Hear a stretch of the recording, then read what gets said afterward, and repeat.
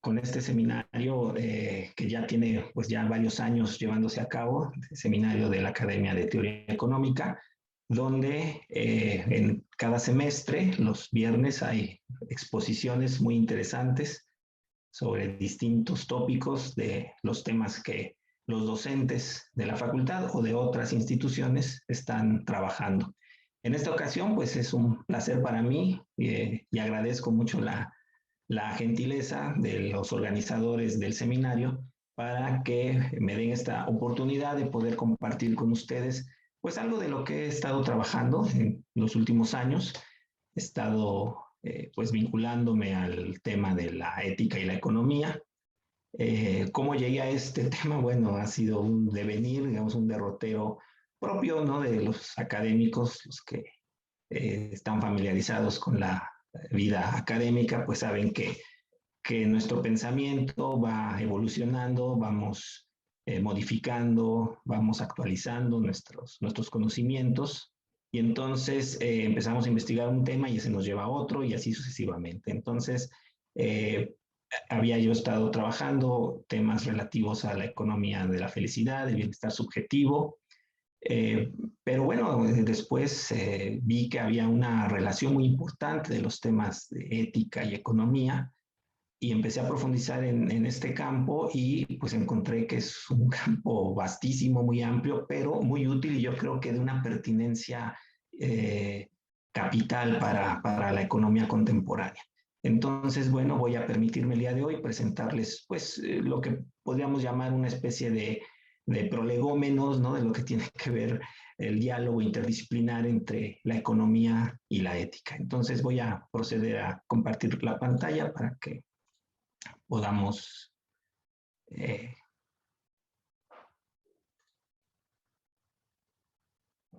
ver las diapositivas.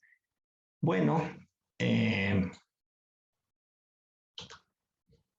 iniciaremos, bueno, comentando esta necesidad que hay, ¿no? De que la economía se vincule con la ética,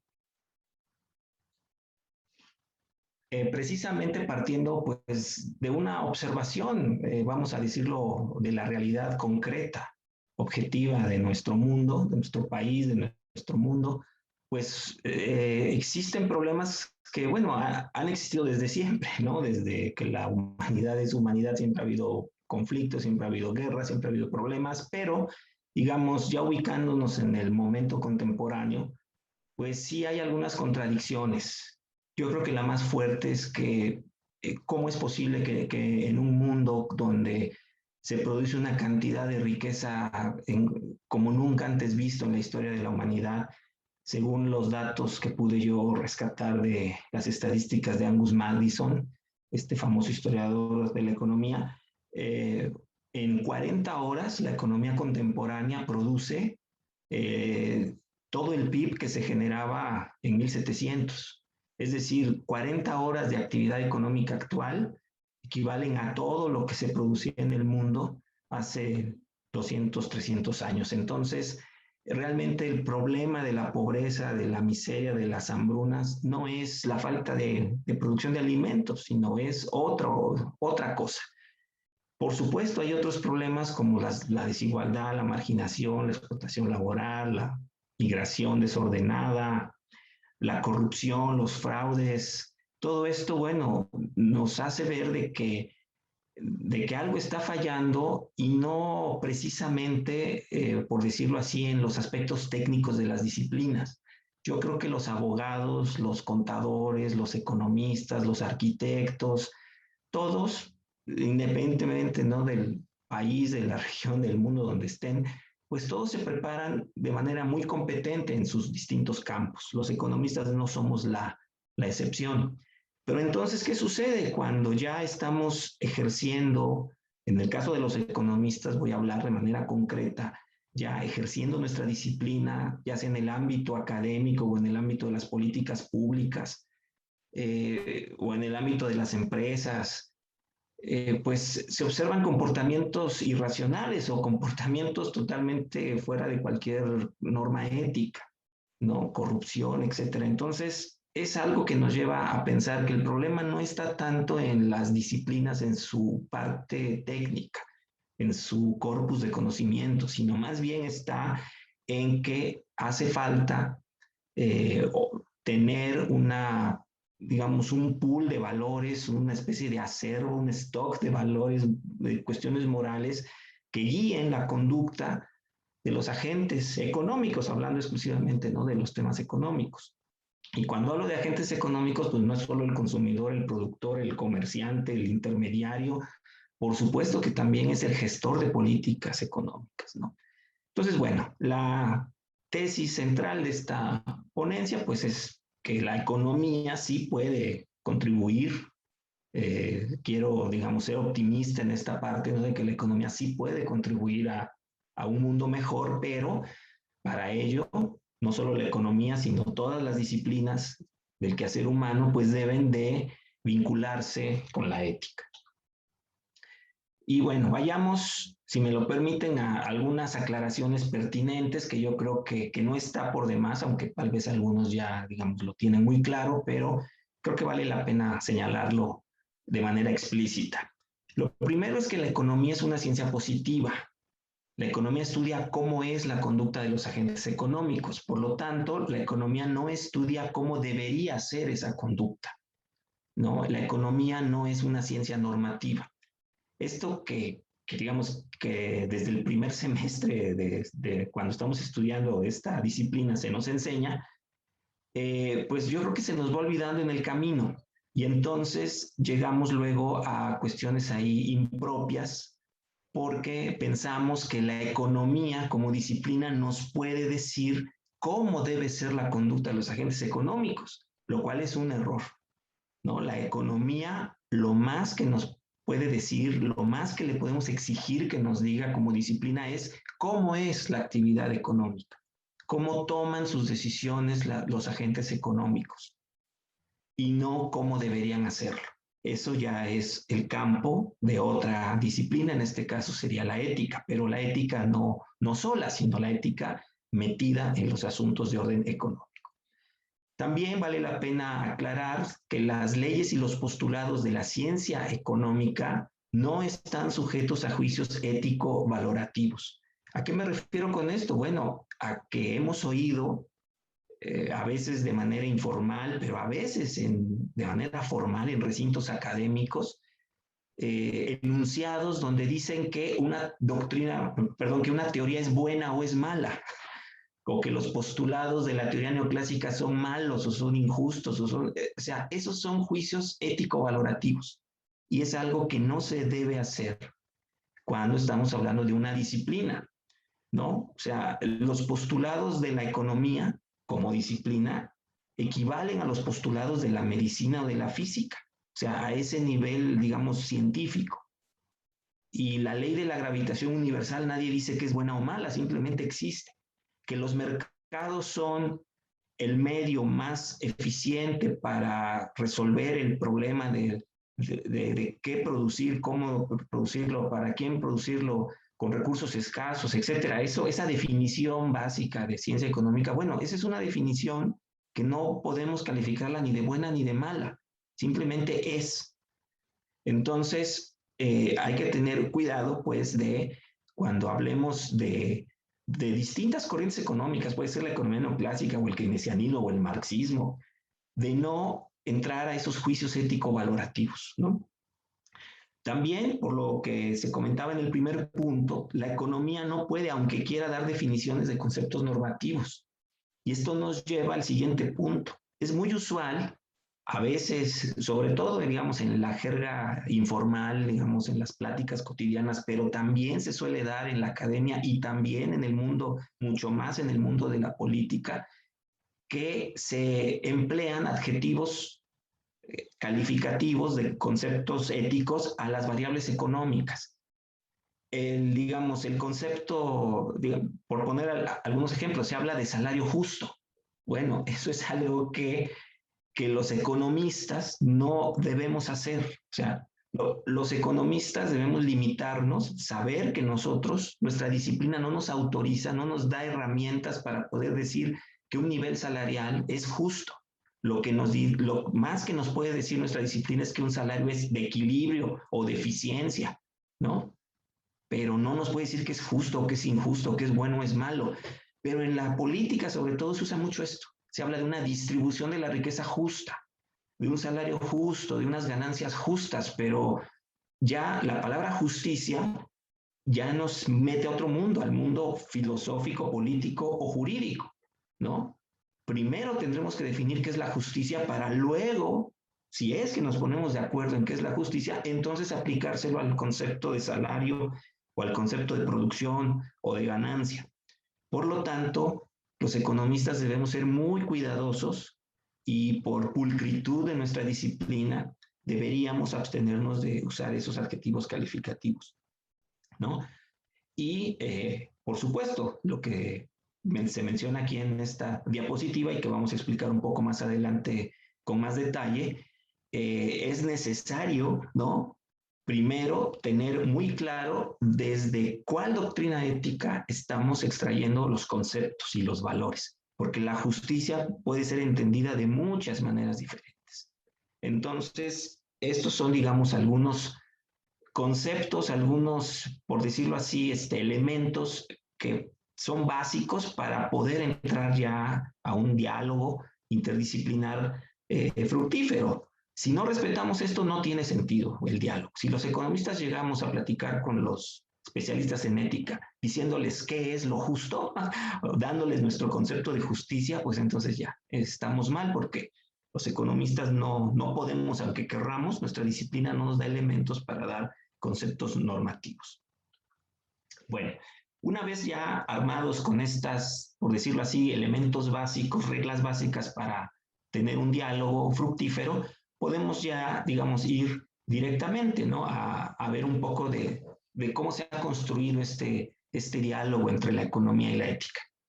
En esta diapositiva podemos ver aquí en esta parte, ¿no? Que la economía y la ética tienen una vinculación bidireccional. O sea, por un lado la economía informa a la ética. Por otro lado, la ética informa a la economía. Y también existen cuestiones que podemos llamar de ida y vuelta, donde la información es mutua. Entonces, ahorita vamos a ver un poquito más a detalle cómo se dan esta información de una a otra disciplina. En el caso de la ética, por ejemplo, la ética sabemos que se construye a partir de filosofías, de ideologías políticas o de doctrinas religiosas. Por lo tanto, no hay una ética como tal. Hay muchas éticas dependiendo de qué estemos hablando. Está la ética kantiana, la ética hegeliana, está la ética liberal, la ética de izquierda o como puedan llamarle, está la ética protestante, está la ética católica, o sea, hay muchas éticas. Entonces, es un campo de encilla amplísimo, ¿no? Que vale la pena aproximarnos a él, pero de manera metodológica para no caer en situaciones donde nos ahoguemos entre tantas de distintas versiones de ética, ¿no? Lo primero es entender eso, que hay muchas éticas. En el caso de la economía, la mayoría de los que están, yo creo, conectados hoy, pues son economistas, entonces, bueno, saben a lo que se dedica la disciplina. Para los que no tienen un concepto muy acabado de lo que es economía, bueno, por sencillez diremos, ¿no? Que es una ciencia que se encarga de analizar la conducta de los agentes económicos, ¿no? Pero tendientes a resolver problemas concretos, ¿no? Qué producir, cómo producir, para quién producirlo, cómo se distribuye, etcétera, ¿no? Tomando en cuenta que los recursos que dispone una sociedad son escasos y que se busca un uso lo más eficiente posible de esos recursos, ¿no? Escasos. Bueno, con eso en mente, cuando se hace análisis económico de la toma de decisiones de los agentes, se está hablando del estudio ya de las conductas, lo cual, bueno, nos emparenta un poco con la psicología social, pero también ya nos lleva a un primer vínculo con la ética, ¿no? Porque la ética, pues es eso, ¿no? También el estudio de las conductas. También hay estudios ya muy específicos, muy concretos, donde toman una variable económica y la tratan de relacionar con alguna conducta, ¿no? Por citar algún ejemplo, se ha estudiado recientemente si el crecimiento de la economía tiene algo que ver con que incentiva ciertas conductas prosociales, como la tolerancia, ¿no? Entonces, bueno, ahí tenemos un ejemplo, ¿no? De cómo la economía, cuando se empieza a extender de su ámbito de estudio, pues ya entra en diálogo con otras disciplinas y en este caso concreto con la ética. Bueno, cuando la economía hace eso, podemos decir que hace un análisis económico de temas de ética. A esto en algunas ocasiones se le ha querido llamar por cuestión, yo creo que de lenguaje, para tratar de facilitar la idea, economía de la ética, pero es un término que a todas luces es incorrecto, ¿no? Y que se puede interpretar de distintas maneras y yo creo que confunde más de lo que aclara. Entonces, ¿qué hace la economía cuando informa la ética? Bueno, más bien lo que hace es el hacer análisis económico de temas de ética, ¿no? Y entonces, bueno, esa es una vertiente. Ahora, del otro lado, cuando la ética empieza a vincularse con la economía, cuando empieza a observar o a analizar las conductas económicas o los dilemas económicos, entonces estamos, ¿no?, en el campo que podemos llamar ética de la economía. No es incorrecto llamarla así. Y que, digamos, el nombre más correcto, el más usado en este campo interdisciplinar es el de ética económica. Es totalmente desaconsejable, ¿no?, el que usar el término economía ética, por las razones que vamos a explicar un poquito más adelante. Entonces, como vemos, este campo interdisciplinar es un campo real, existe desde hace mucho tiempo, pero digamos, en la sociedad contemporánea, pues sin duda alguna es un campo muy atractivo, ¿no? Porque nos está vinculando temas, por decirlo así, muy pragmáticos, que tienen que ver con las cuestiones económicas, con temas pues, aparentemente etéreos, ¿no? Que tienen que ver con valores, cuestiones morales, que es la ética. Bueno, vayamos un poquito al detalle, ¿no? En las cuestiones de ida y vuelta, podemos poner este ejemplo, la llamada behavioral economics, la economía del comportamiento, que es muy amplia, tiene muchos aspectos, pero digamos, uno de ellos es el estudio de la toma de decisiones para llevar a cabo ciertas conductas, ¿no? Ahí, digamos, estaría la economía tratando de dialogar con la ética, informando a la ética. Tú especialista en ética, hablas de conductas buenas y malas.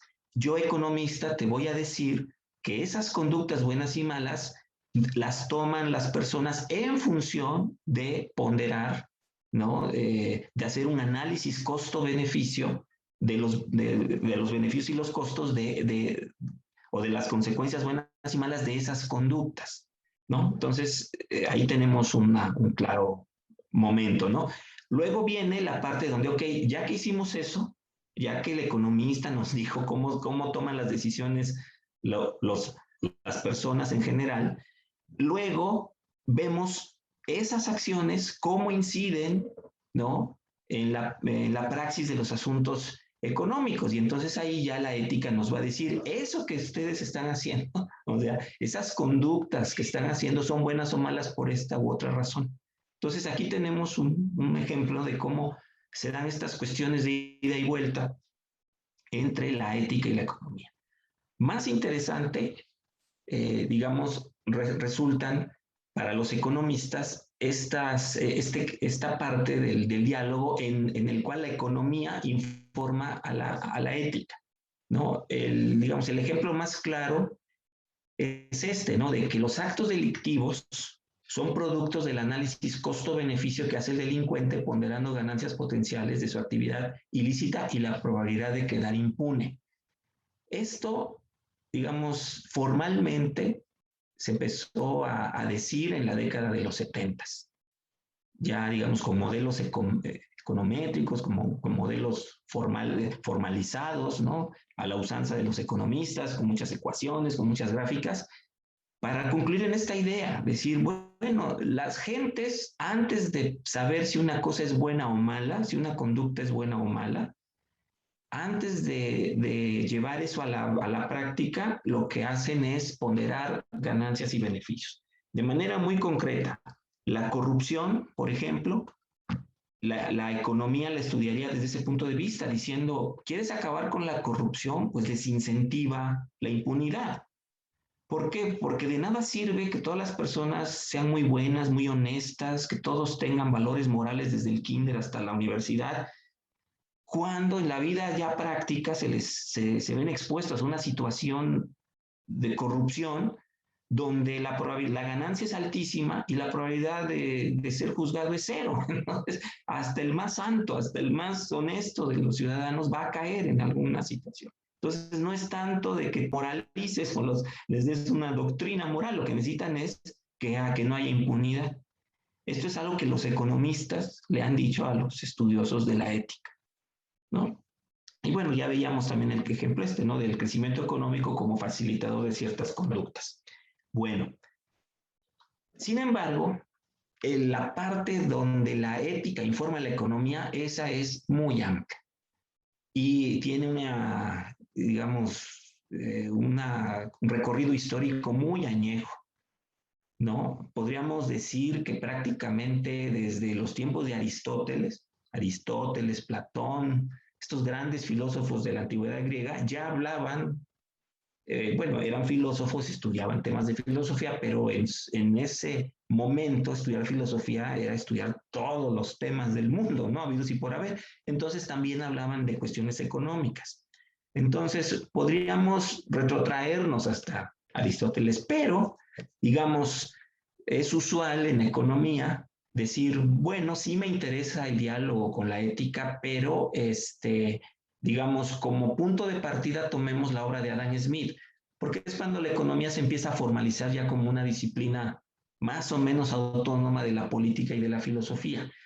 Pero repito, o sea, hay ética económica ya desde Aristóteles. O sea, la ética está informando la economía desde Aristóteles. Bueno, sin embargo, ya cuando uno empieza a revisar la literatura especializada en este tópico, pues nos damos cuenta que una especie de bestseller en este campo interdisciplinar es la obra de Max Weber llamada La ética protestante y el espíritu del capitalismo. Ya desde el título, pues está clarísimo, ¿no? Que la ética va a explicar cómo surgió el capitalismo. Y bueno, es una obra que los que han estudiado sociología o los mismos economistas que hemos estudiado esta carrera en algún momento tuvimos que revisar esta obra.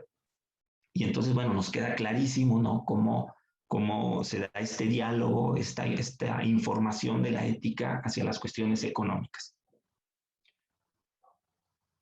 También casi siempre de manera implícita, es raro que sea de manera explícita, pero es real que los grandes pensadores de nuestra disciplina han tenido fuertes influencias de doctrinas éticas.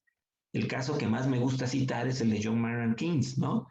Él, como los economistas saben, bueno, es uno de los grandes pensadores del siglo XX, de la disciplina, pero bueno, él se formó en un ambiente intelectual muy sofisticado, el famoso Club Los Murray, el cual incluía artistas, poetas, científicos, a este economista y por supuesto a filósofos. Y entonces había un diálogo muy intenso. El propio John Maynard Keynes ha escrito en algunos de sus pasajes de sus obras o ha reconocido esta influencia de George Moore en su libro Ética, ¿no? Fue un libro que apasionó a John Maynard Keynes y le ayudó a formarse intelectualmente. Y así podemos señalar a otros autores, inclusive contemporáneos, ¿no? Que han abrevado en distintas corrientes filosóficas para nutrir su pensamiento económico. Bueno, otro ejemplo muy claro de este diálogo interdisciplinar en donde es ineludible que la economía voltee a ver a la ética, lo tenemos en la llamada economía del bienestar, ¿no? que va, digamos, desde Pareto, Edgeworth y Pigou, ¿no? Pareto y Edgeworth en esta parte de la formalización junto con Balras, ¿no? De los temas matemáticos y todo esto, pasando por Pigou y la cuestión ya aplicada, ¿no? La cuestión de los impuestos que tienen que ver con el bienestar, pasando por Hicks, Callor, Samuelson y llegando a la moderna, la contemporánea Happiness Economics, ¿no? Ahí en todos estos autores es claro que el tema de los juicios de valor no se puede excluir. De hecho, un famoso economista, historiador de la economía, que ahorita se me escapa su nombre, pero ahorita en un momento trataré de acordarme de él, Mark Blau, perdón, ya lo recuerdo, Mark Blau, famoso teórico de la ciencia económica, con una visión histórica, él nos dice que la llamada nueva economía del bienestar quiso ponerse ese adjetivo de nuevo porque su contribución era eliminar de la teoría económica los juicios de valor, de la teoría económica del bienestar, los juicios de valor. Y él nos dice que efectivamente pues esto no se pudo, es un fracaso total, ¿no? El pretender eso, porque simplemente ya el concepto de bienestar pues ya nos remite a un concepto moral, ¿no? Si estamos hablando de bienestar, bueno, hay algo que se llama malestar. Y para definir el bienestar me tienes que definir primero qué es el bien y qué es el mal. Entonces, eso no lo define la economía. El economista no puede decir qué es bueno y qué es malo. Entonces, tenemos ya una situación ineludible, ¿no? Que nos hace voltear a ver a la ética. Y por supuesto, en el campo de la política económica, Amartya Sen es uno de los más destacados pensadores.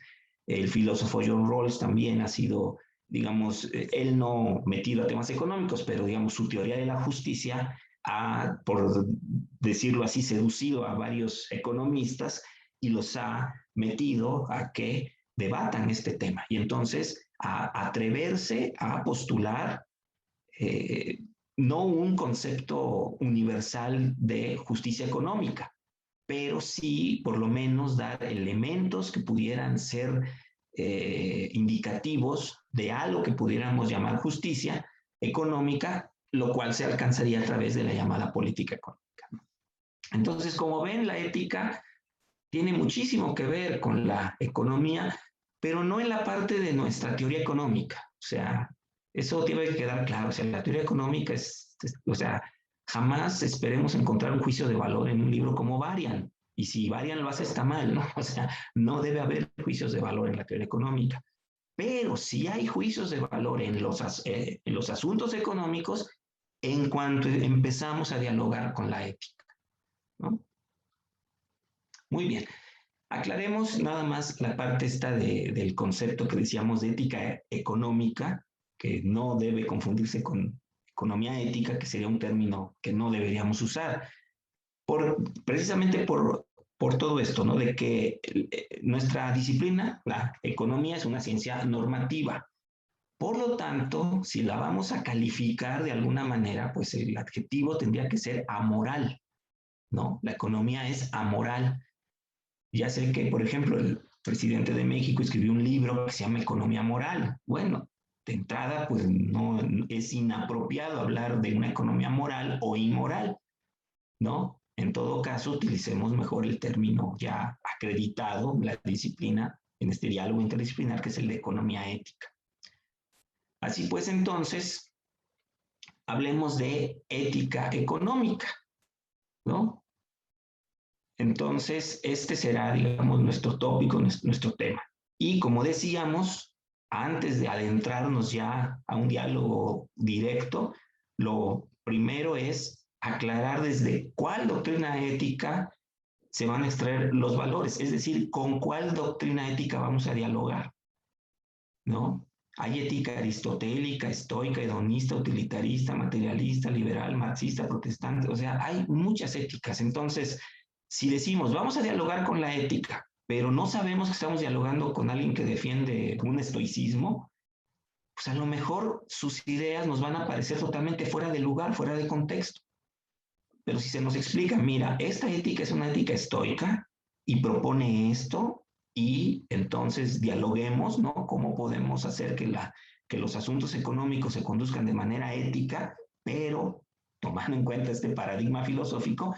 Ok, puede darse ese diálogo y puede resultar de utilidad, pero si de entrada no lo definimos y empezamos a tomar valores, por ejemplo, voy a poner un ejemplo tonto, burdo si quieren, pero lo va a dejar muy claro. Si queremos juntar principios de ética marxista con principios de ética liberal y mezclarlos y meterlos en una licuadora, pues quién sabe qué salga, ¿no? Pero seguramente va a salir una cosa totalmente incoherente porque son dos visiones del mundo y de la vida totalmente diferentes, ¿no? Entonces, sí es importante aclarar de entrada esa parte, ¿no? Bueno, entonces,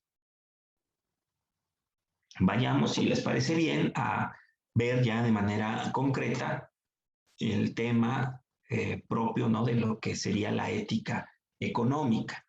La ética económica es un campo interdisciplinar que estudia cómo debe ser la conducta humana voluntaria, libre y racional en torno a los asuntos de orden económico, ¿no? Entonces, solo es moralmente responsable de sus actos alguien que tiene voluntad para hacerlo, que es dueño de su voluntad, ¿no? Alguien que es libre para hacerlo y alguien que es racional.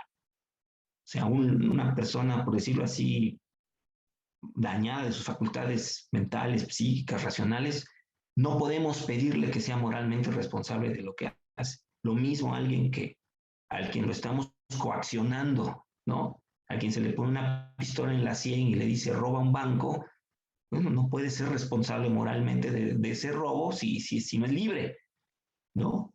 Y también la acción de la voluntad tiene que ser un acto volitivo, o sea, algo que el ser humano desee, no algo impuesto. Entonces, cuando se cumplen esas condiciones, se habla de acto moral. Entonces, los actos económicos van a tener un carácter moral siempre y cuando, pues, cumplan con esta condición, que sean voluntarios, libres y racionales. Y entonces, lo que la ética trataría de decirnos es cómo deben ser esos actos, ya, pero digamos ya en situaciones concretas, ¿no? Tú eres el gestor de política económica. Mi doctrina ética dice que tú deberías hacer políticas económicas para beneficiar más a los pobres y menos a los ricos, ¿no? Ese puede ser, digamos, un consejo proveniente de una doctrina ética, ¿no? Aplicada al tema de la política económica. Bueno, también la ética económica tiene sus límites y este límite es el que ya señalábamos al inicio. La ética, aunque se llame ética económica, no juzga acerca de la bondad o maldad de las leyes de la ciencia económica, sino que juzga acerca de la bondad o maldad de las acciones de los agentes económicos con respecto a un fin determinado. Entonces, lo primero es que un entramado ético que ya, digamos, dijimos que hay que definir de dónde lo vamos a tomar. Bueno, suponiendo que ya decidimos que vamos a tomar una ética de, no sé, la utilitarista, por ejemplo. Decimos, ok, este es nuestro paradigma ético, estos son nuestros valores morales. Ahora, esos valores nos están diciendo qué es bueno y qué es malo. Y ya que sabemos qué es bueno y qué es malo, entonces vamos a juzgar las acciones de los agentes económicos, a ver si están en línea con lo que sería la bondad o ese fin bueno, ¿no? Que estaríamos bien. Esto es importante, suena así, digamos, en abstracto suena hasta, digamos, así como muy obvio, pero ya cuando lo aterrizamos, aquí hay, digamos, un mundo de posibilidades porque, pues, no todas las éticas coinciden en qué es lo bueno y qué es lo malo. Entonces, si un gestor de política económica tiene una ética utilitarista y al mismo tiempo hay otro gestor de política económica que tiene una ética liberal o marxista, entonces ahí va a haber este choque, ¿no? No pueden coincidir en qué es lo bueno y qué es lo malo. También, como decíamos, la ética, antes de decirnos qué es bueno y qué es malo, nos tiene que decir de dónde salió, ¿no? Y tiene que hacer explícitos esos valores, ¿no? O sea, no podemos dar por sobreentendido que algo es bueno y que algo es malo. Hay que definirlo. Alguien podría decir, que la riqueza se distribuya de manera inequitativa es algo bueno. O alguien podría decir que la riqueza se distribuya de manera inequitativa es algo malo, pero nos tendrían que argumentar racionalmente por qué es bueno o por qué es malo. Y ahí se admitirían argumentos de todo tipo, argumentos técnicos, argumentos filosóficos, argumentos de doctrina política, de ideología política o de doctrina religiosa, pero nos tendrían que decir de dónde los estamos tomando, ¿no? ¿Por qué? Porque una vez que ya estuviéramos de acuerdo en eso, pues serían valores exigibles a los agentes económicos. Si ya estamos de acuerdo en que la pobreza es mala y ya todos estamos convencidos de eso, entonces la conducta de los agentes económicos debe ser tendiente a evitar la pobreza. Y este sería, digamos, el primer mandamiento para los gestores de política económica, ¿no? Si estuviéramos de acuerdo en eso. Pero les va a sorprender, ¿no? Que si uno se mete a profundidad en estos temas, pues hay algunas doctrinas éticas que dicen, bueno, es que la pobreza siempre va a existir y siempre va a haber pobres en el mundo. Por lo tanto, es parte, pues, de la naturaleza de la humanidad y sería ocioso querer eliminarla, ¿no? Bueno, pues, por eso hay ideas y hay teorías y hay que confrontarlas. No, digamos, si las vamos a, digamos, si vamos a defender o a rebatir algún planteamiento ético de valores, debemos tener los argumentos necesarios, debidamente sustentados. Pero, digamos, eso es más en el ámbito académico. Ya en la vida práctica, como ustedes seguramente lo saben, pues todo esto queda mucho a discreción. Y en el caso de la política, pues es más claro, ¿no? Un político puede sostener, digamos, un político ecologista puede estar votando por una reforma que va a contaminar el planeta. O sea, ¿no? O sea, cambian sus prioridades, sus valores, ¿no? Según la circunstancia. Bueno, entonces, digamos, todo esto lo podemos resumir diciendo que no esperemos que el diálogo de la economía con la ética se dé con una ética, se va a dar con muchas éticas y debemos estar abiertos y ser plurales, tolerantes. Yo he sido testigo, ¿no? de seminarios, congresos, donde a veces no es muy bien, no son bienvenidas posturas diferentes a las que tienen a ideas preconcebidas éticas que tienen, por ejemplo, los organizadores de los eventos, ¿no? Te dicen, bueno, es que este es un seminario, pero es de corte, digamos, de economía neoliberal. Entonces, si usted viene y presenta una ponencia donde critica esto filosóficamente, sabe que no embona, ¿no? Amablemente te dicen que no embona, ¿no? Pero eso se llama intolerancia, ¿no? Porque deberíamos permitir el diálogo, ¿no? Con todas estas distintas corrientes de pensamiento. Bueno, una vez elegida la ética que va a sustentar a una ética económica, entonces podemos pasar a una cuestión trascendental, que yo creo que sería como que la más importante de todo esto, definir cuál es el fin último de la economía, ¿no?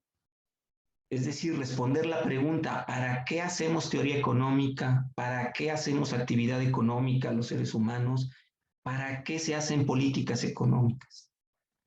¿No? O sea, ¿cuál es el fin último de todo esto?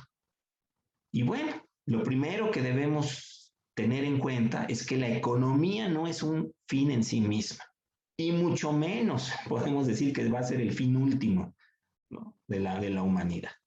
En todo caso, podemos estar de acuerdo en que la economía es un medio para alcanzar otros fines. Por decirlo en otros términos, la economía es un fin intermedio, es un medio, es un fin, pero que no opera con fin último, sino que va a operar como algo intermedio para otros fines. Entonces, si ya entendemos eso, pues estamos de acuerdo en eso, podemos avanzar y se puede avanzar mucho. Donde no se va a poder avanzar es cuando uno se vuelve fundamentalista y dice, no, la economía sí es un fin en sí misma y es lo único que importa en el mundo. Y todo lo demás debe estar enfocado y subordinado a la economía y a los intereses económicos. Todo, la política, la religión, la ecología, la moral, todo todo debe estar subordinado a la economía porque la economía, la ganancia económica es el fin último. Bueno, si pensamos así, pues ya no hay nada que hacer, no hay diálogo posible. Pero si decimos, bueno, la economía puede ayudar a otras cosas, entonces sí podemos dialogar y va a ser un diálogo útil y fructífero, ¿no? Entonces, la ética económica y no la economía es la que puede y debe definir el fin último de la economía. Ya de entrada, yo creo que esto es algo muy afortunado para nosotros los economistas. Si alguien nos preguntara, nos abordara en la calle y nos dijera, ¿tú eres economista? Sí, y nos preguntara enseguida, dime cuál es el fin último de la economía, podemos estar autorizados para decirle, ¿qué crees? No puedo yo decirte eso, porque la economía no puede definir su fin último. El fin último de la economía lo define un campo interdisciplinar llamado ética económica. Entonces, si yo no soy especialista en ese campo interdisciplinar, pues no te puedo informar cuál es el fin último de la economía, ¿no? Y suponiendo que ya encontráramos a alguien que se especializa en el campo y lo detenemos en la calle y le preguntamos, dime cuál es el fin último de la economía, te tendrá que decir, ok, pero dime primero desde qué ética económica, ¿no? Una ética económica utilitarista, una ética económica marxista, una ética económica liberal, o sea, escoger una y luego de esa ya definir el fin último, ¿no? Entonces, como ven, digo, la cuestión, digamos, queda salvada para el economista como, digamos, como científico social. Él no puede decirnos cuál es el fin último de la economía, no debe, aunque haya quien quiera hacerlo, ¿no? Puede que algún académico, a lo mejor en un arranque de pasión, diga, la economía tiene como fin último tal cosa, ¿no? Hacer que la gente sea feliz, ya. Pero eso no sale de la teoría económica, de ninguna teoría económica, ni de ortodoxa o heterodoxa, no sale de un juicio de valor de alguien, ¿no? Pero sí el campo interdisciplinar de la ética economía sí nos puede ayudar a definir ese fin último, ¿no? Entonces, bueno, todo dependerá de dónde provengan esa ética, de dónde salgan los valores morales, de qué ética estemos hablando para entonces poder definir apropiadamente esto. Para, digamos, aterrizarlo, por ejemplo, si estuviéramos cuadrados con una ética de tipo utilitarista, por ejemplo, como la que profesaba Jeremy Bentham, diríamos que el fin último de la economía es la felicidad del mayor número posible de personas, ¿no? Ese sería un fin último, pero si te fijas, no viene de la teoría, viene de la teoría económica, de la disciplina económica, viene de primero de la ética y luego ya metida a los asuntos económicos. Y así, cada ética postulará el que considere pertinente.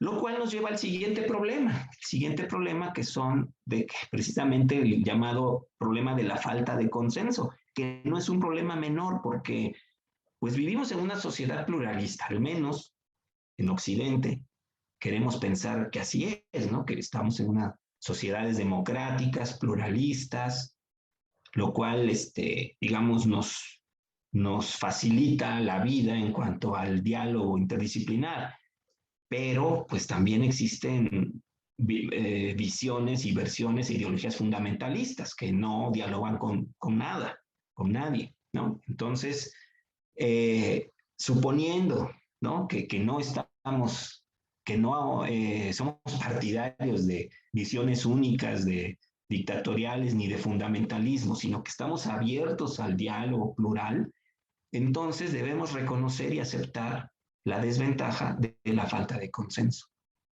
Es una realidad que, por ejemplo, en una sociedad como la mexicana, pues nunca vamos a estar de acuerdo, ¿no? ¿Cuál es el fin último de la economía? Porque pues, los que tengan una ideología política plantearán uno, los que tengan una diferente, según de dónde vengan sus valores éticos y morales. Entonces, esto nos lleva a que al final, pues es un grupo, ¿no? Normalmente el grupo que está en el poder, ya llámese de izquierda, de derecha, de lo que sea, quien impone, ¿no? A través de las instituciones su ideología, sus valores y sus principios. A algunos les gustarán, a otros no, unos estarán de acuerdo, otros no, pero es lo más que se puede hacer, no podemos aspirar, no, sería un error pretender que exista una sola ética económica y que exista una sola visión de lo que es bueno y lo que es malo. Para bien o para mal, es como debe de ser en una sociedad pluralista, ¿no? Y por supuesto, esto exige la tolerancia y el respeto, ¿no? A todas las distintas formas de pensar, ¿no?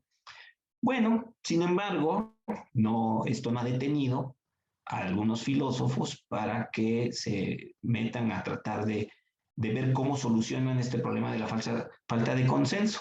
Una propuesta bastante interesante es la que hace la filósofa Adela Cortina, filósofa española, ella de la Universidad de Valencia, muy reconocida internacionalmente.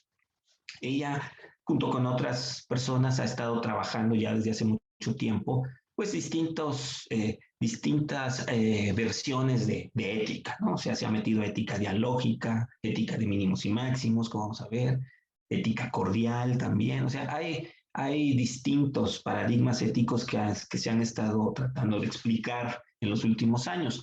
Bueno, uno de ellos es el llamado ética de mínimos y de máximos. Brevemente, ahí tienen la explicación en la diapositiva, pero para ponerlo así en términos muy sencillos, las éticas de mínimos hablan de deberes de justicia, ¿no? De exigencias mínimas, ¿no? En cambio, las éticas de máximo lo que hacen es ofrecernos ideales de vida buena, ideales de felicidad. Entonces, cuando uno habla, por ejemplo, en el caso de Aristóteles, por ejemplo, ¿no? Digamos, bueno, ¿qué dice Aristóteles acerca de cómo debe ser la conducta de los agentes económicos? Bueno, la ética de Aristóteles dirá, la conducta de los agentes económicos tiene que ser una conducta racional, etcétera, un equilibrio entre exceso y defecto, tendiente a lograr la eudaimonía, o sea, la felicidad, ¿no? El concepto griego, la palabra griega eudaimonía, que usaba Aristóteles y otros filósofos griegos para referirse a lo que hoy nosotros llamamos felicidad. Bueno, eso está muy bien, pero es algo, digamos, máximo, es una oferta de vida buena. Y nos puede decir, mira, si no consumes mucho, si no te mesuras en el consumo, si inviertes de manera racional, si consumes productos nacionales, o sea, eso te va a ayudar a que seas un consumidor prudente y eso te va a hacer feliz. Bueno, eso es una oferta de vida buena, ¿no? Ideales de vida buena, lo cual no puede ser exigible a los ciudadanos.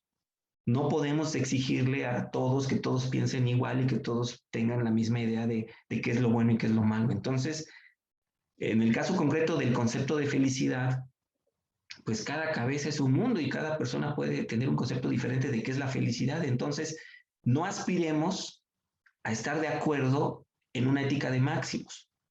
El desacuerdo, aceptémoslo, pero aceptémoslo ahí, aceptémoslo en que cada quien tiene su concepto de felicidad. Pero donde sí podemos ponernos de acuerdo es en definir qué es un mínimo de justicia, ¿no? Y entonces nos pone aquí esta frase de la Cortina en el caso del consumo. Dice, bueno, desde la filosofía kantiana, el consumo debe ser ante todo justo, ¿no? Pero en una filosofía aristotélica, el consumo debe ser felicitante, debe producir felicidad. Entonces, que el consumo produzca o no felicidad es algo que podemos permitir que cada quien interprete la felicidad como quiera. Pero en el tema de que que el consumo debe ser justo, sí debemos establecer entre todos qué vamos a entender por justicia. Pero no una justicia global etérea, un concepto abstracto de justicia, sino una justicia mínima. O sea, ¿cuáles son los mínimos de justicia que van a ser exigibles a la sociedad? Y entonces aterriza todo esto en la llamada ética cívica. En el caso concreto de lo que estamos revisando hoy, estaríamos hablando de una ética económica cívica, que plantearía como fin último de la actividad económica su contribución al establecimiento de unos mínimos de justicia, que esos sí serían exigibles a consumidores, empresas y gobiernos. Estos mínimos de justicia económica son la base para que cada individuo pueda de manera digna y autónoma buscar su felicidad, cualquier cosa que entienda por ello, ¿no? Entonces, digamos, una forma de arreglar, entre comillas, ¿no? Parcialmente, el problema de la falta de consenso sería esta, decir, que la falta de consenso exista en cuanto a los conceptos de oferta de vida buena, ¿no? Ahí aceptamos todas las visiones, pero para decir que es digamos, un mínimo de justicia económica, ahí sí tenemos que ponernos de acuerdo y entonces, una vez que estemos de acuerdo, lo vamos a exigir. Digamos, para ponerlo en términos más concretos. Supongamos que hacemos un gran congreso y todos estamos de acuerdo en que para hablar de justicia económica estaríamos señalando que los economistas, después de hacer sus cálculos, nos dicen que cada ciudadano requiere de 5,000 pesos al mes para poder tener un nivel de vida digno que le permita ciertos comportamientos autónomos. Eso se volvería exigible, moralmente exigible para nuestra sociedad, porque ya lo acordamos, ya estamos todos de acuerdo en que de ahí para abajo ya sería indigno y lo podríamos considerar inmoral. Entonces, esta parte, ¿no? De que podemos llegar a un consenso siempre y cuando sean mínimos de justicia, yo creo que es una vertiente muy interesante, donde efectivamente cabe los de izquierda, los de derecha, los de centro, los rojos, los azules, aquí cabemos todos y podemos dialogar y podemos llegar a un consenso, ¿no? De qué es lo justo en términos económicos, ¿no? Bueno, entonces, una vez que uno revisa todo esto de la ética cívica, pues llegamos a esta conclusión junto con Adela Cortina, ¿no? De que lo más que se le puede exigir a la economía cuando se vincula con la ética en una sociedad pluralista es esto.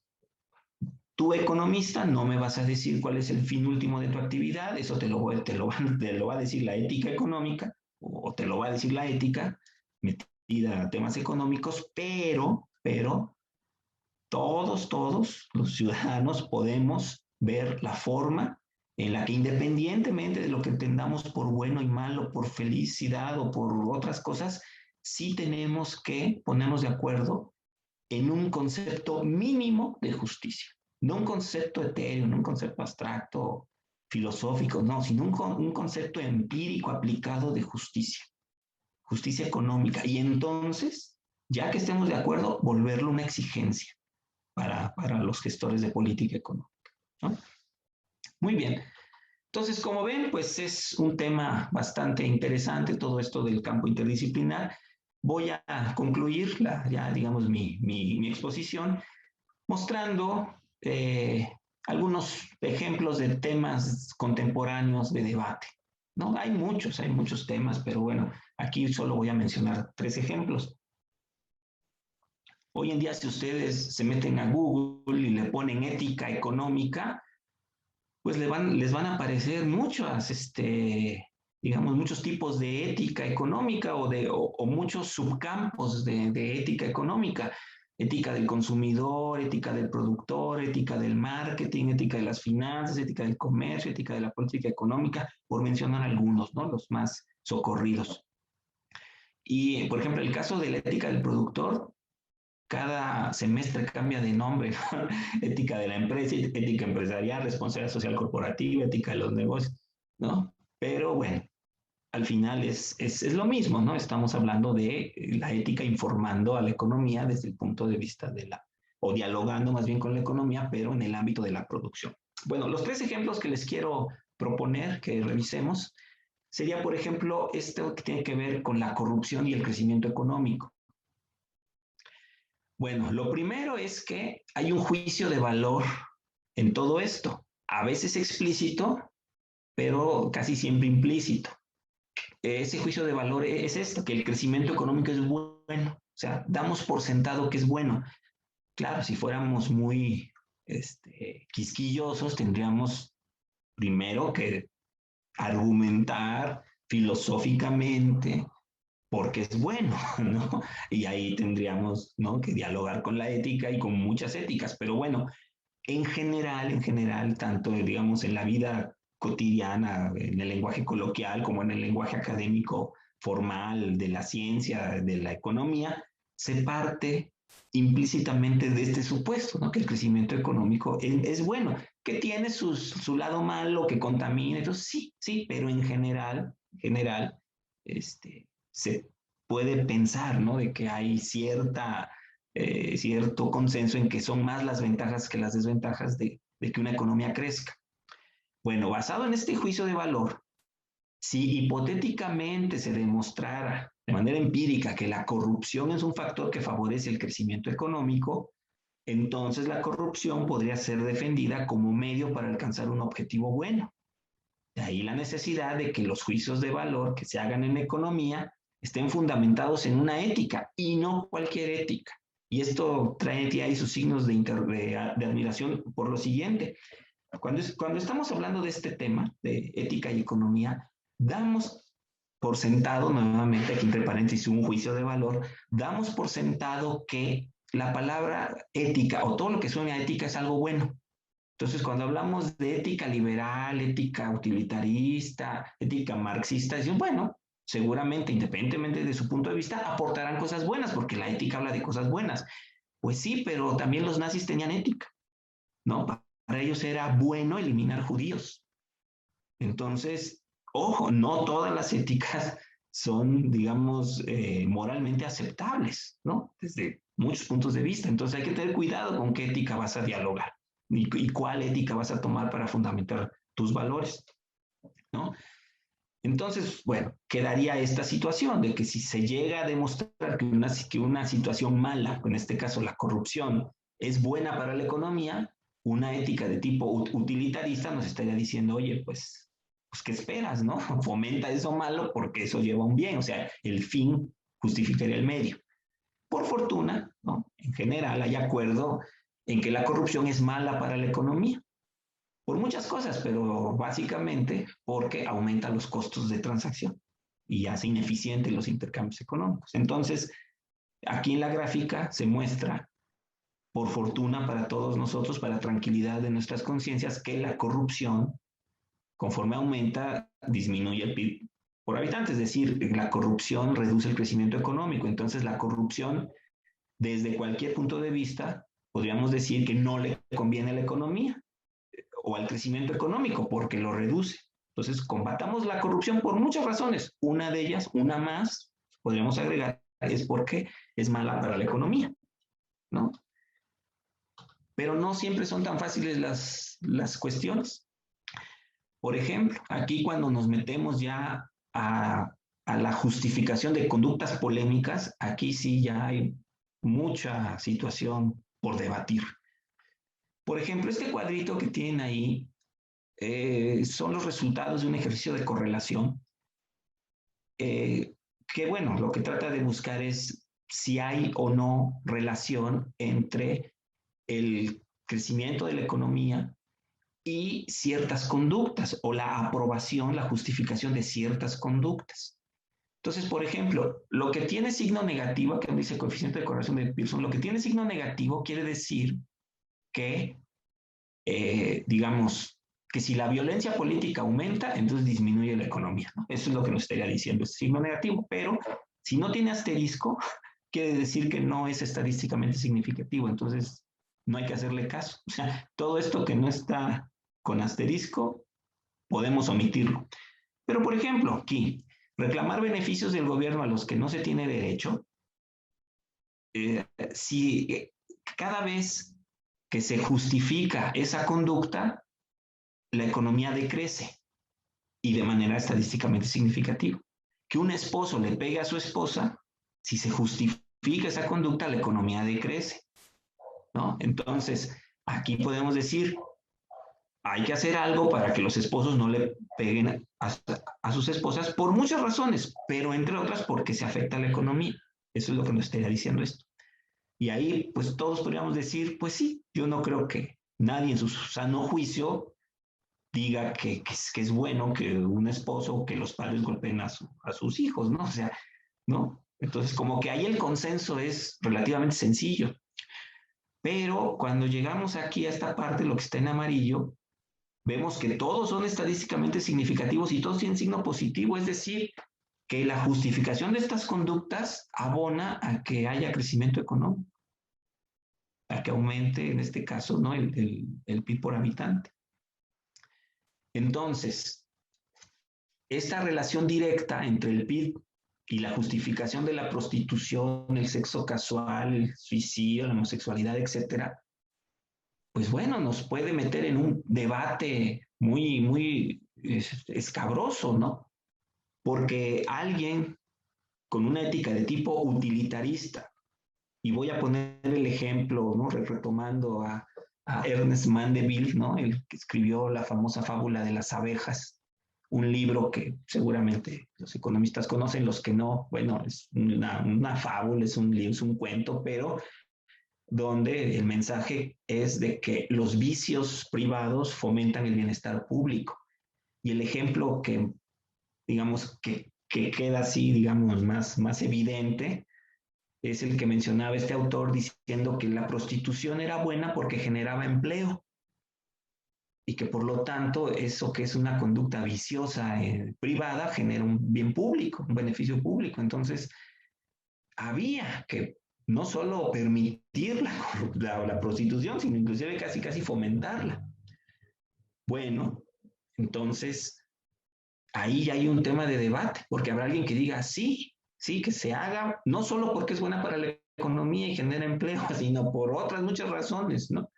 Ya se argumentarán razones de mucho tipo. Y habrá quien diga no, la prostitución no importa que sea buena para la economía, que genera empleo, no, el problema, sus consecuencias son de otro tipo, etcétera, etcétera. Entonces, ahí el debate ya viene, digamos, muy fuerte. Pero los economistas, pues no debemos eludirlo y debemos decir, bueno, ok, yo no voy a meterme a definir si es bueno o malo, porque como economista no me corresponde, como profesional de la disciplina no me corresponde decir si es bueno o malo. Lo que sí me corresponde es dialogar con la ética, con muchas éticas, y entonces que me digan, oye, sí conviene que la actividad económica fomente esta conducta o no. Y ya ahora sí que el que me convenza, ¿no? La ética que me convenza, la que mejores argumentos maneje, pues a eso es a lo que tendríamos que hacer caso, ¿no? Pero pues esto es un ejercicio de mucho diálogo. Esto no es algo, digamos, que se resuelva de la noche a la mañana. Esto requiere mucho diálogo, mucha tolerancia para escuchar todas las posturas, ¿no? Y en un principio, pues todas oírlas por igual, ¿no? Algunas sonarán bien, otras sonarán muy absurdas, pero bueno, de inicio todas estarían sobre la mesa, ¿no? Bueno, y también entender que por mucho que los asuntos económicos sean de nuestro interés, por mucho que querramos a nuestra disciplina y que pensemos que la economía es muy importante, sí debemos pues ser un poco, vamos a decirlo así, conscientes, ¿no? De que la economía pues también debe estar circunscrita a muchos otros elementos. En el caso de estas conductas, ¿no? Lo importante son sus consecuencias jurídicas y morales sobre la sociedad y no tanto las consecuencias de tipo económico, ¿no? Bueno, y finalizo con este último ejemplo que se refiere a que en noviembre de 2020 los ciudadanos de Suiza rechazaron dos iniciativas que pretendían implementar medidas de política económica acerca de la responsabilidad social empresarial y las finanzas éticas. Llama la atención porque es Suiza, ¿no? Uno podría pensar que Suiza, país de primer mundo, o sea, deben estar súper avanzados en todos estos temas y súper metidos en la ética financiera y tal rollo. Pues no, o sea, la realidad es que la sociedad votó que no, o sea, no aprobaron estas iniciativas que como ustedes pueden leer ahí en la diapositiva, pues tendían, ¿no? A buscar, por un lado, ¿no? Castigar o hacer responsables, ¿no? A las empresas que afectaran el medio ambiente y por otro lado evitar que se invirtiera fondos públicos o privados en empresas que generaran sus ingresos mayoritariamente produciendo material de guerra. Entonces, sorprende, pues, ¿no? Que sobre todo la segunda iniciativa, que suena no solo lógica, sino que suena totalmente bondadosa, totalmente racional, totalmente plausible, fue rechazada, ¿no? Y sobre todo porque no pretendía, como dice ahí, ¿no? Prohibir que generaran más del 5% de su facturación. O sea, si una empresa se dedica al comercio de armas y su facturación, la parte de esa facturación es solo el 4%, no le iba a afectar la ley, ¿no? Pero bueno, con todo y esto se pusieron en ese plan los ciudadanos suizos y dijeron que no. Bueno, las conclusiones pues son varias, pero yo me concentraría en la última. Yo creo que nos corresponde a los economistas acercarnos a la ética y para seguir construyendo y debatiendo sobre distintas posturas de conjuntos de valores y principios morales que permitan hacer de nuestra disciplina un instrumento más adecuado para alcanzar un fin último. ¿Cuál? Bueno, un fin último que establezca la ética, ¿no? Entonces, debemos, pues, continuar con este diálogo. Hay mucho trabajo aquí, hay mucho por hacer.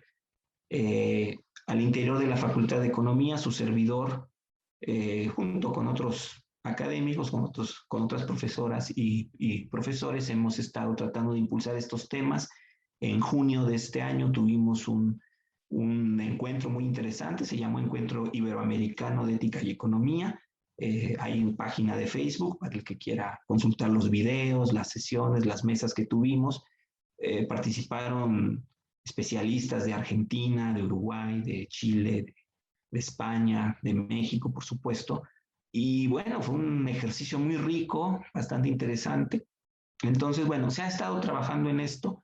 Debo reconocer que las autoridades de la Facultad de Economía han estado abiertas a que esta vertiente de estudio, de investigación se esté desarrollando, ¿no? Creo que han sido muy tolerantes, ¿no? Con todos los puntos de vista y la Facultad de Economía, sus autoridades actuales se han destacado por este hecho, ¿no? De decir de que se vale el diálogo de todos con todos, ¿no? Y mientras más posturas diferentes, mejor, ¿no? Y mientras más tópicos de investigación nuevos, diferentes, eh, a lo, entre comillas, tradicional, bienvenido, ¿no? Entonces hemos tenido el apoyo institucional, lo cual es digno de agradecer, ¿no? Porque, bueno, a veces no es tan fácil tener la oportunidad, ¿no? De dialogar con distintas doctrinas éticas que no son, digamos, a veces de nuestro agrado o no son de nuestras favoritas, pero sí hay que escucharlas, ¿no? Y yo creo que se ha hecho un esfuerzo interesante en la facultad para potenciar este diálogo. Muy bien, pues yo con esto termino. Les agradezco a todos, a toda su atención. Espero que haya sido de interés. Y bueno, quedo a su disposición por si hubiera ahí alguna duda, alguna pregunta que quisieran que yo respondiera. Si no, bueno, si el tiempo nos gana, entonces aquí les dejo mi correo electrónico para que puedan también, pues a través de esta vía, ¿no? Pues hacer sus comentarios, sus preguntas y podamos estar en comunicación. Muchas gracias. Muchas gracias. Gracias, doctor Abraham. Si les parece, en el momentito que nos queda del seminario, me permití preparar un pequeño comentario sobre la relación entre ética y economía.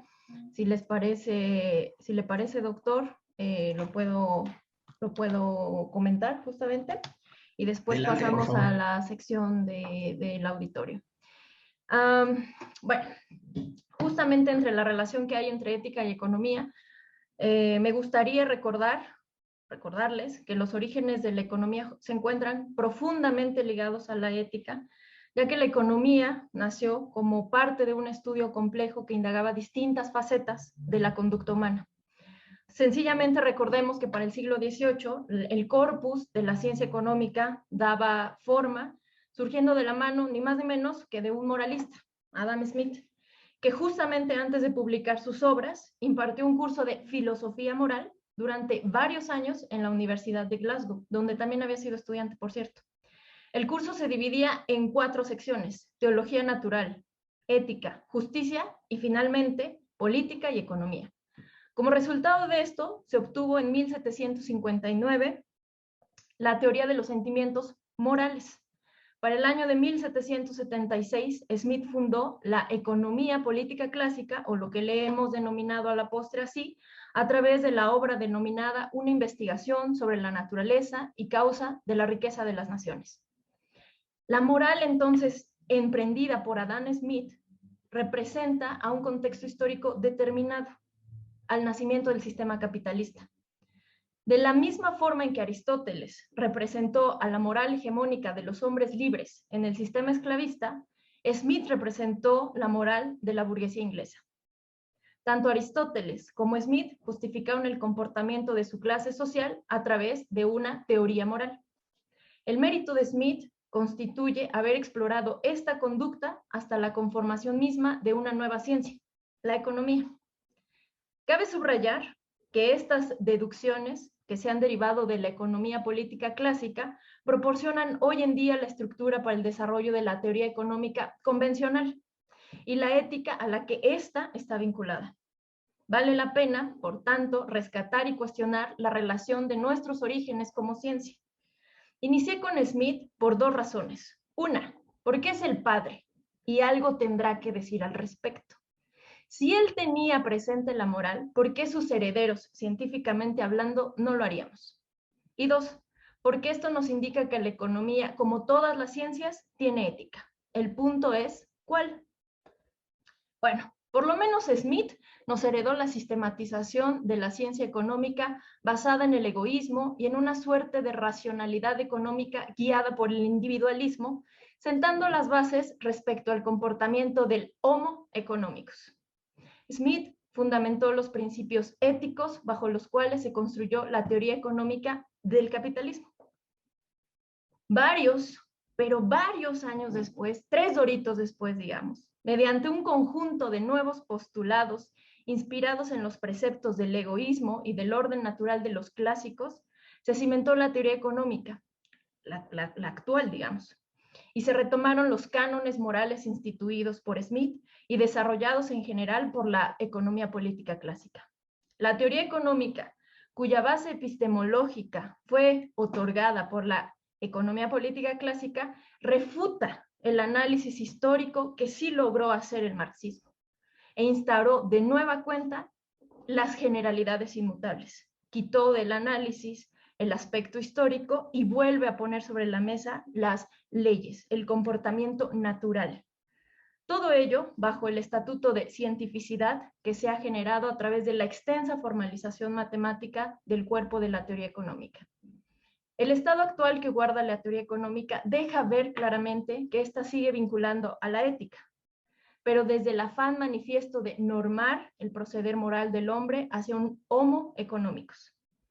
Es evidente que las consideraciones éticas no escapan de la teoría económica moderna, pero quizás sí que exista un enmascaramiento de esta ética a través del alto grado de matematización de nuestra ciencia. No obstante su alto grado de tecnificación, la teoría económica y sus preceptos fundamentan los esfuerzos por establecer el egoísmo como patrón de conducta natural. Se torna, pues, importante el rescate de una visión política ante las reducciones a las que se ha sometido la teoría económica moderna a la conducta humana. Se debe retomar, creo yo, un enfoque holístico acerca de la relación estrecha que vincula los terrenos explorados por la ética y el corpus total de la economía. Con todo lo anterior, lo único que he querido decir es que sin lugar a duda, la economía nunca se ha alejado de la ética, sino que por el contrario, los distintos postulados económicos traen implícitos la defensa de un determinado comportamiento moral. Así, la teoría económica de nuestros días tiene una ética en su interior. Quizá no la conozcamos, o quizás no la queremos reconocer, pero ahí está. Es necesario reivindicar el papel de la ética en el análisis económico. Un análisis sistémico y crítico permite coadyuvar con la labor del científico social. La teoría económica y sus categorías mistificadas han reducido la conducta humana al homo economicus, fundamentando con ello el egoísmo como una característica inmutable y natural del ser humano. Pero ¿esto es todo lo que hay que decir? Quizás para la teoría convencional y su ética, sí, pero estoy segura de que no es todo lo que hay. Si exploramos la ética y la economía de forma crítica, llegaremos a otros lugares, veremos otras realidades y podremos imaginar otros futuros. El trabajo y lo que viene a decirnos hoy el doctor Abraham Aparicio es, desde mi perspectiva, de primer orden. Es imprescindible e impostergable el poner otra vez sobre la discusión el diálogo existente entre la ética y la economía. Gracias, doctor, por traer este tema y por volver incómoda la conversación. En algunos momentos fue muy incómoda. Estoy convencida que cuando uno se incomoda, se mueven las cosas. Y hoy hubo una especie de tsunami. Gracias, doctor. Es cuanto. Si les parece bien, podemos pasar a las intervenciones, comentarios, opiniones de nuestro auditorio en los minutos que nos quedan del seminario. El doctor Santiago, por favor. Bueno, muchísimas gracias al comité organizador, a ti, Daniela, por estos comentarios, y al doctor Abraham Aparicio por la presentación. La verdad que un tema fascinante, ¿sí? Las cuestiones que tengo, como vamos a sacar la es las preguntas, como un ignorante en el tema, así que aquí vamos a partir de esa cuestión. Es el actor que quedó afuera de la presentación, me parece a mí, es el Estado. Es porque el doctor nos comentaba que la ética económica estudia la conducta humana. Estudia la conducta humana. Pero a mí me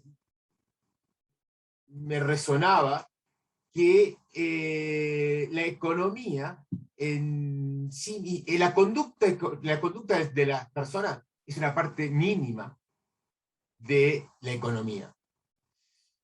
Y, claro, yo soy macroeconomista, ¿no? A mí la conducta, a mí me importa el macrocomportamiento, por eso también es mi deformación profesional. Pero a mí lo que me resonaba era, bueno, ¿qué pasa con las grandes instituciones? Es decir, ¿qué pasa con la política monetaria, la política fiscal, que queda por fuera de la conducta humana y se realiza a través de grupos, no sé, el Banco de México a través de la Junta de Gobierno, es decir, ahí no hay una conducta humana, hay una conducta de grupo. Pero eso afecta el comportamiento del resto de la sociedad. Y una cuestión ahí que le quería comentar, o que le quería preguntar a aquel doctor, es la cuestión de la ética que queda establecida en las leyes. Es decir, la ética que quedó establecida, por ejemplo, en la ley de 1994 del Banco de México, era el control y el consenso, también te puede decir, ¿no? El consenso, una ideología que quedó plasmada en la ley del 94. Es decir, ¿cómo hacemos? Y ahora la ética es totalmente es diferente. Es decir, ¿cómo se van adaptando las instituciones a los cambios y a los problemas nuevos a los cuales se enfrentan? Esa sería una pregunta o un comentario, no sé si queda claro. Puede ser que también me cueste explicarme. Y la otra cuestión es un detalle, ese es un comentario. La gráfica del PIB y de la corrupción, a mí siempre la critico, porque esa habla de nivel, no habla de crecimiento económico. Y si lo ponemos en crecimiento económico, la pendiente cambia, y la corrupción se transforma en algo bueno. Porque los países pobres son los que más corruptos y los que más crecen, y los países ricos, menos corruptos, son los que menos crecen. Entonces la corrupción se vuelve algo bueno en términos de la economía y no en términos de... Bueno, porque favorece el crecimiento económico. Pero bueno, esa sería una contradicción. Ahí tengo una visión crítica de esa forma de ver algunos aspectos. También es la de Acemoglu, ¿no? También uno podría relacionarlo con Acemoglu y Robinson.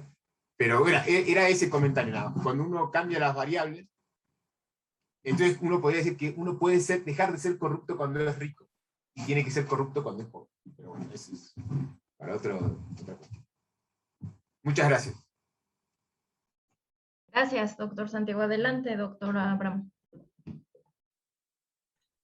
Sí, muchas gracias, Santiago Capraro, por tus atinadas observaciones. Sí, efectivamente, habría que revisar esa gráfica haciendo la correlación con las tasas de crecimiento. Y bueno, a lo mejor encontramos lo que tú dices, ¿no? Y bueno, eso pues nos llevaría a profundizar en el debate, ¿no? Un poco decir, bueno, entonces, ¿qué hacemos, no? ¿Cómo enfocamos la corrupción? Pero es un tema muy, muy interesante. Y lo otro que comentabas al inicio de tu intervención también es fundamental. Y sí, efectivamente, yo ya no quise profundizar en eso, pero qué bueno que lo mencionaste, el tema de la ética de las instituciones. Sí, efectivamente, o sea, las instituciones las conforman seres humanos y al final de cuentas las decisiones de políticas públicas las toman personas, ¿no? Ya sea una o en colectivo. Y obviamente, pues esas personas tienen su estructura moral, sus valores, sus creencias. Por lo tanto, sí hay una afectación clara, ¿no? De la ética de las instituciones, dependiendo del tipo de personas que estén ahí, ¿no? En el caso de México lo acabamos de ver muy claro en estos últimos años, ¿no? Donde el CONACYT, por ejemplo, ¿no? Tenía una ética, una forma de ver la ciencia y la tecnología, cambian las autoridades y cambia la visión y ahora hay otros paradigmas. Entonces, esto es un tema también muy interesante porque lleva también a la discusión de, bueno, cuáles valores o cuáles visiones éticas de la misma institución, pero que cambió, son mejores o son peores o son buenos o son malos o ayudan o no ayudan. Y entonces es muy rico el tema de la discusión de precisamente de la ética de las instituciones. Entonces, bueno, da para muchísimo el tema. Yo creo que fue muy, muy atinado que lo hayas mencionado. Muchas gracias, Santiago, por haberlo hecho. Gracias, doctor. ¿Alguien más que quiera hacer alguna intervención, participación? Doctora Jimena. Creo que estaba antes Carlos. Ahora, perdón, no lo vi. Oh, sí. No, Sí, adelante. primero la doctora Jimena, por favor. Gracias, Carlos. Muchas gracias, doctora Aparicio, por su intervención. Y un poco retomando las dos intervenciones del doctor Santiago y la maestra Daniela, pareciera que uno debería dejar de ser corrupto cuando es rico, ¿no? El problema es que no hay un máximo en la tasa de ganancia. Y voy a poner una pregunta. Hoy el sector empresarial, no un MIPYME, un sector empresarial, digamos, que se va consolidando, se queja de terrorismo fiscal. Y lo que dice es, nosotros estamos subsidiando los programas sociales de la 4T, ¿no? Y eso va en contra de nuestros intereses. Y uno le pregunta a ese sector empresarial, oye, ¿realmente tu tasa de ganancia cuánto es? Y te das cuenta que sigue siendo demasiado alta. Y su respuesta es, pero ¿por qué le voy a dar mi dinero al gobierno si yo me arriesgué? O sea, todo esto que hemos aprendido de que el que se arriesga es el que gana. ¿Cómo podríamos convencer a ese empresario de que tiene que pagar esos impuestos sin que le parezca terrorismo fiscal? Porque lo que ellos dicen es, yo ya estoy pagando. ¿Por qué aunque yo gane más, yo ya pagué mis cuotas de seguridad social de mi empresa? ¿Por qué le voy a pagar más? Porque tengo una renta mayor. Cuando esa es mi tasa de ganancia, no importa si la elevo al mes, a lo que sea, ese es parte de mi talento, que nos decía Mitchell hace 15 días, ¿no? Hoy el sector empresarial gana por su talento. ¿Cómo dialogar con este sector para que no le parezca un terrorismo fiscal? Porque lo que acaban haciendo es encontrar medidas de darle la vuelta al fisco. Y entonces es cuando la corrupción sigue aumentando y sigue aumentando. Porque no sé si le parezca a usted, doctora Aparicio, usted dijo, hay que ser moralmente responsables y esto implica una condición del ser humano libre. El problema es que el ser humano, lo decía Marx, no es libre porque en este sistema capitalista somos presos de nuestros deseos utilitarios. ¿Qué le hace a ese empresario no querer renunciar a un poco a su tasa de ganancia? Se tiene que ir a un yate, se tiene que ir de viaje. O sea, ¿cómo podemos tener un diálogo? Sería muy triste que no pueda haber una coincidencia entre un marxista y un utilitarista. ¿No? O sea, ¿cómo podemos dialogar con esa parte? ¿No? Esa sería mi pregunta.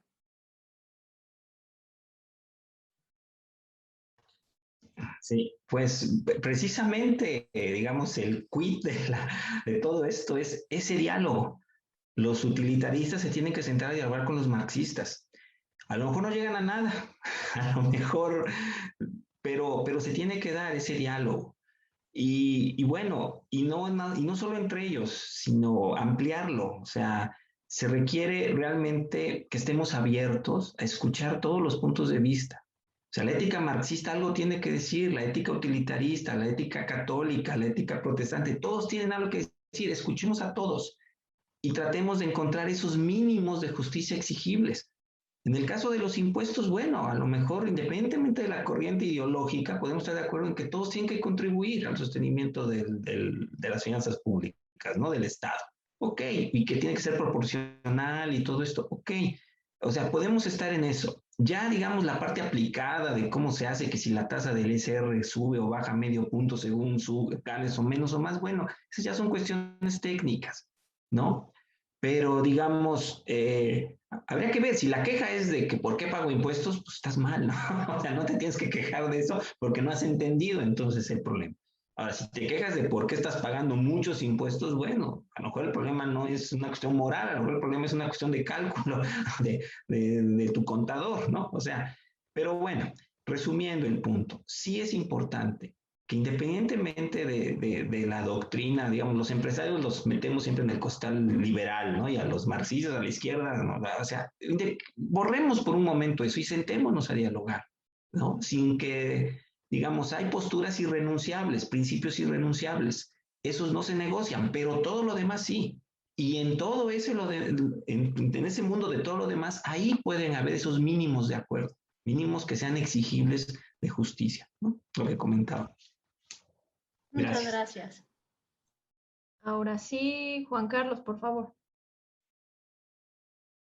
Sí, bueno, mi comentario es corto, espero. Muchas gracias. Estuvo excelente la presentación.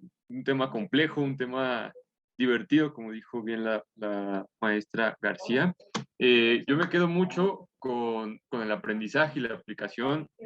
Actualmente estoy trabajando en la Rus de Kiev. Me gustó mucho cómo Vladimir I adopta el cristianismo ortodoxo en su estado para poder solventar su estado. O sea, prácticamente ellos voltearon a ver a los musulmanes, a los cristianos católicos, a los cristianos ortodoxos y a los judíos, y suena chistoso, pero no agarraron a los musulmanes porque no comen cerdo, no agarran a los judíos porque pues en esa época es cuando se pierde Jerusalén y se ve como que están derrotados, y crean su ética, y la ética de la Rus de Kiev está basada en el esplendor de Constantinopla. Y la segunda parte de mi comentario es, me resultó interesante la tabla de la correlación de Pearson, en el sentido estricto que las razones por las que salen positivas también no tendría que ver al ser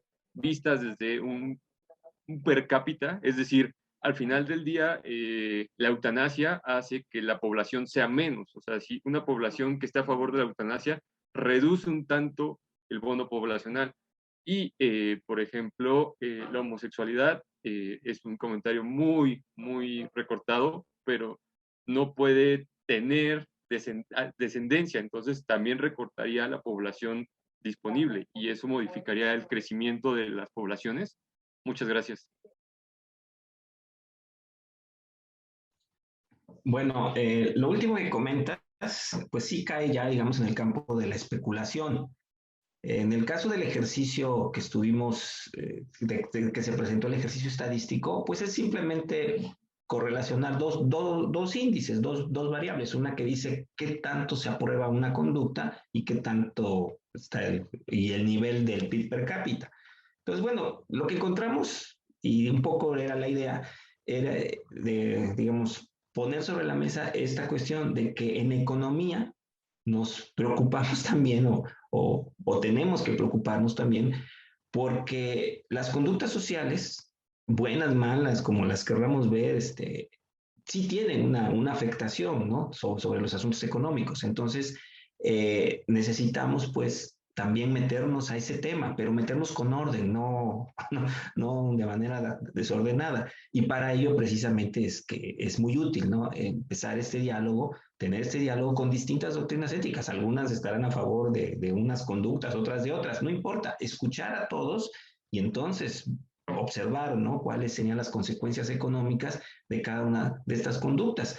Pero concluyo con esa parte. Lo más importante, en todo caso, de esas conductas que mencionábamos, ¿no? De la prostitución, el aborto, todo eso, es más bien sus consecuencias de orden social, más que las económicas. Sí son importantes, ¿no? Si generan empleo, no, lo que sea, la cuestión de la población, todo eso es importante, pero más importantes son las consecuencias de orden social y esas son las que tienen que ir primero en el análisis, sin desconocer, por supuesto, la parte económica, ¿no?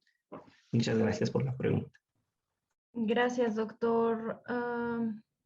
Preguntan, y si les parece, con estas podemos ir concluyendo. Víctor Tobar le agradece su exposición y pregunta cuáles considera que son las diferencias fundamentales entre la ética económica en las economías occidentales y orientales, y cree que estas diferencias inciden directamente en el desarrollo económico.